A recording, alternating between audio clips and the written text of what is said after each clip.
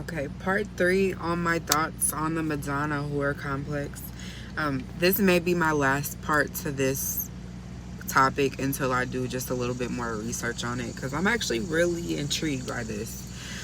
Because I feel like, personally, I feel like I have been on one side of this spectrum when it comes to like just when I kind of do an overview of my love life. I feel like I see a reoccurring theme.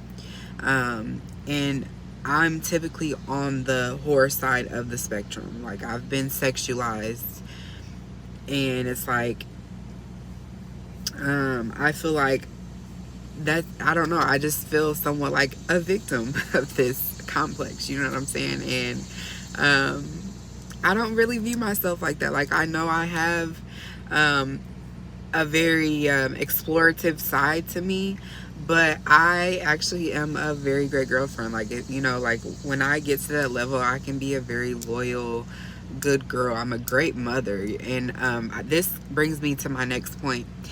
The people that suffer from this complex. One, I feel like it's a bit of a programming. Like, if you think about it, these themes show up in movies, they show up in our music, mainly like hip hop. And honestly, I've even heard some of this stuff in country music. So it's like it's a bit of a brainwashing, because the goodness, the podcast I was watching earlier, it came from a perspective of two white women, and they even touched on how this complex also has an effect on women of color and things of that sort. They talked about trans women, but I don't want to get on that subject because I can't speak for them. But another thing is, people who typically suffer from this are men who come from single mothers.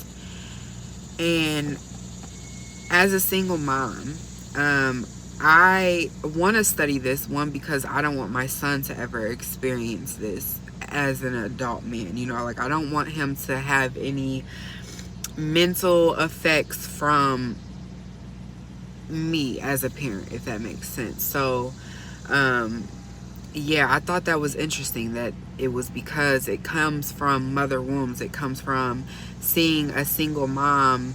Either one, she is highly sexual, or she's the extreme opposite, and she teaches you